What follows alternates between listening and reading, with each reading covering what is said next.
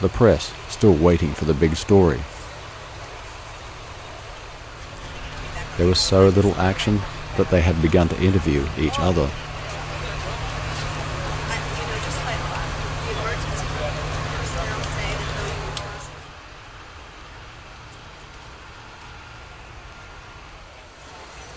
Nearby, on 11th Street, hundreds lined up for word of survivors or the missing.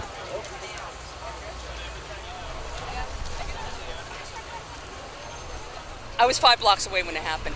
I mean, I saw the airplane crash into the building. I saw the explosion.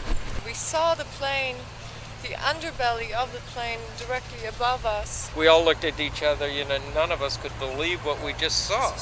I saw people falling out of the building. There's this just appalling picture of a man falling.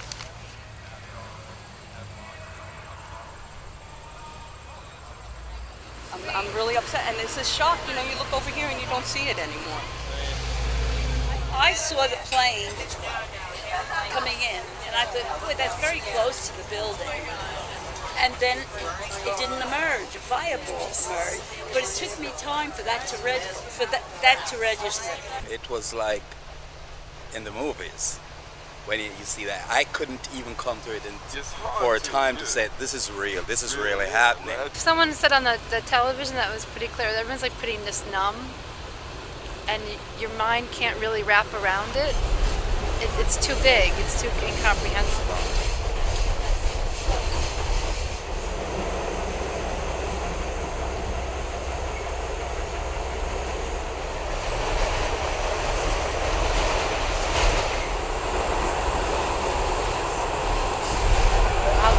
I feel like Montana right now is a village. It's weird without these two big buildings. I keep thinking this is not the end. I'm thinking, like, is it going to happen again? It is a matter of when. How many more days is left until they hit us again? Back on 6th Avenue, and smoke had engulfed the area. It smelt toxic.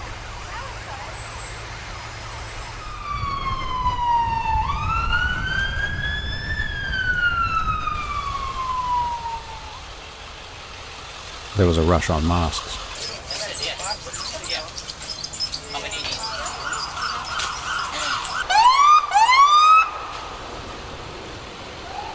How's this picture grab you? Hanging out the side of the fucking building before it blew up. And I got better than that. What's that? Right, that's another person. I got lots of people. I took that with a 2,000 millimeter lens from the roof. You want to see a shot? No one will fucking listen to me. There's a little better picture of that one, but I got another one in here. Look at that. That is a person. Yeah, I got all kinds of shots. Let me see. I live right across the street. How's this picture grab you? I got video that's even better than that. I got the fucking thing blowing up on video. Were you there on the roof? No. Well, guess who was? Probably even recognize this Are you girl. freelance or are you?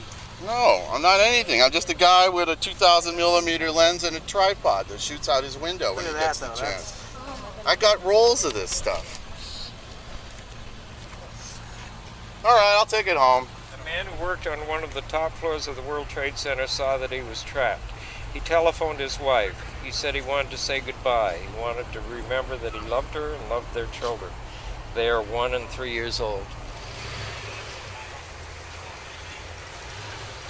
Within hours of the attacks, pictures of the missing were beginning to show up on telephone poles, shop walls, and windows.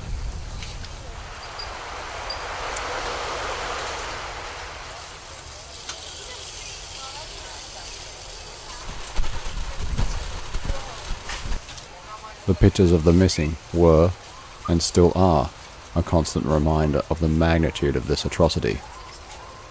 People talk about 6 degrees of separation. In this city, it's now down to 1 or 2. People are still going to funerals and memorial services. Sympathy cards were sold out. Very, very, very, very upset and sad. It's not the same city. It's just somewhere else. I'm coming from a different country, from Israel, and we experience that all the time. And seeing it here, it's unbelievable because you think, then you wonder where is your home. after the shock wears off, I think people will be more angry, and I think that we'll just start rebuilding. I think they're going to handle it really, really well. 35,000 people that came yesterday to donate blood shows you how they're handling it. Candlelit vigils manifested all around town, especially at fire stations.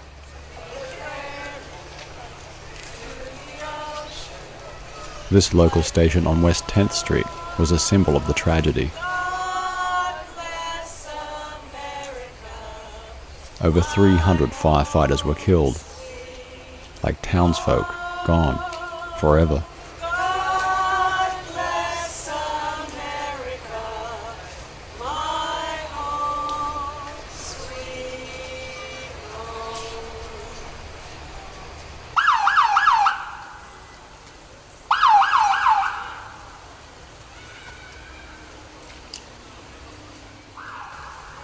Washington Square, like Union Square, became centers for vigils.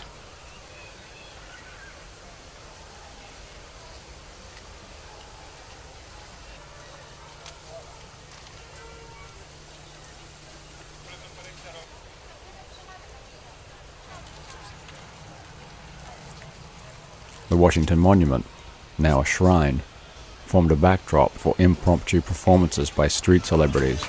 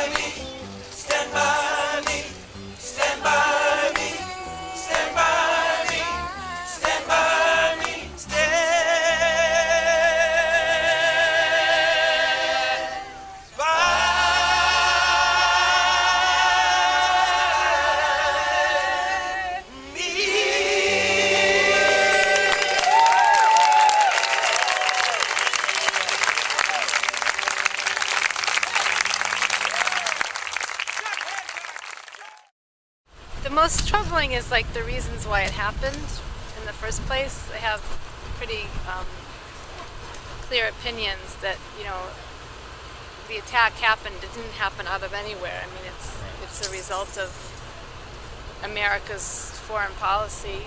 The government's not going to be able to solve this because they're part of the problem that created this thing. So it's like Einstein said that, the same, you know, mental activity that created a problem cannot solve it. So the American people and the people of the world have to do something about peace. They can't just hunt these folks down and expect it to go away.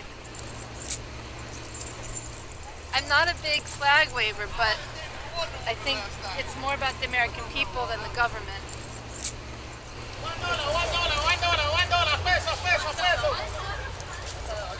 As always, crisis unifies communities and countries. This tragedy was no exception. Unabashed patriotism sprang from the closet. Not since Pearl Harbor had the country become so unified, and patriotism flowed. Flags appeared everywhere. And the media.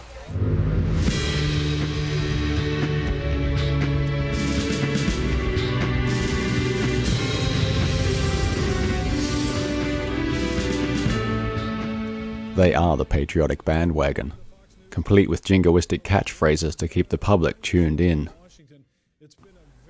It was astonishing. One network had background graphics that featured a continuous replay of the planes exploding into the towers. And the palette du jour? Red, white and blue. The NBC Peacock had red, white and blue feathers. And the government? The Wild West was revived. Wanted posters of Bin Laden and his posse were officially released. George Bush was talking about smoking them out. I felt like I was watching a movie. The war rhetoric seems untempered. The war glorification appears unadulterated. Is it not possible to have the facts without the embellishments? Is there any humility? And I wonder of the government's real agenda. Could I say something? Yes. I would like to make a comment. Why do you think this happened? A lot of people don't understand. The government of the United States, they let in monsters, Nazis, fascists. They let people in this country who have killed thousands of people in their country, from Haiti, from Russia, from Kosovo. They let people in this country who are dictators and murderers. So how can this be shocking? The point I'm trying to say is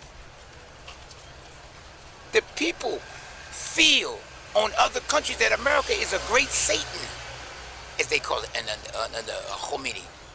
America is a great Satan. That's why they consider themselves to be heroes. They're not bad guys. They are heroes. They brought down the towers of Babylon. Those was the towers of Babylon. That's how they feel. They brought down the towers of sin. They're fanatics. Could you help us out? The point I'm trying to say is this. What the hell is going on in New York City? Well, I can tell you what's going on. Great balls of fire. Whole lot of shaking going on. And a whole lot of shaking. Whole lot of shaking going on.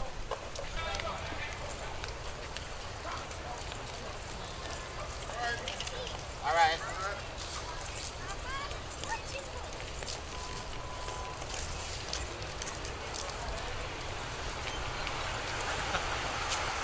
You got thousands of workers down there digging anything out they can by hand. You know, that's all anybody's trying to do. That's all they could get in. They got a lot of heavy equipment down there that's trying to get through the rubble, but the fires are still going on. There's no electricity. There's no water.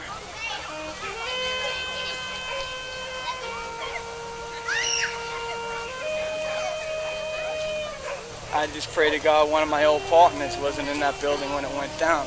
Because we think he was. Country and city, retribution. Some sons of bitches are gonna pay for this. Hope they all die.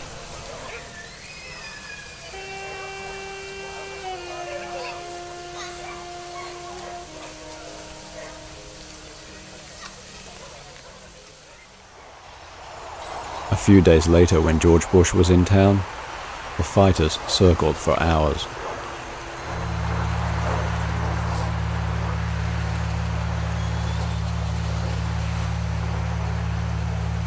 The sound of a jet overhead will never have the same feeling again. That sound now instills a moment of fear.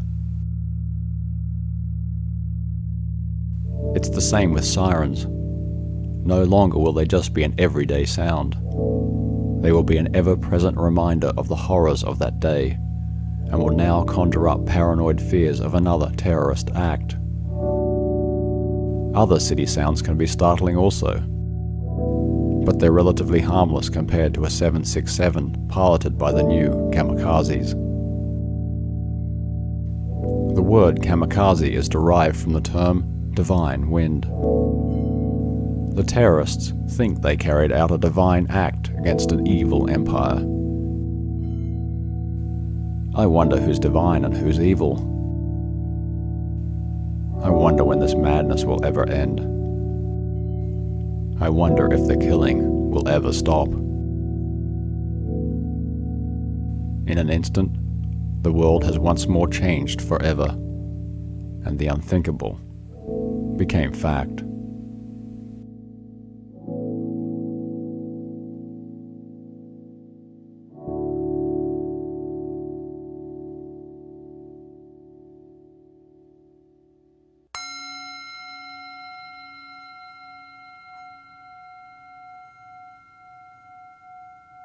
Epilogue.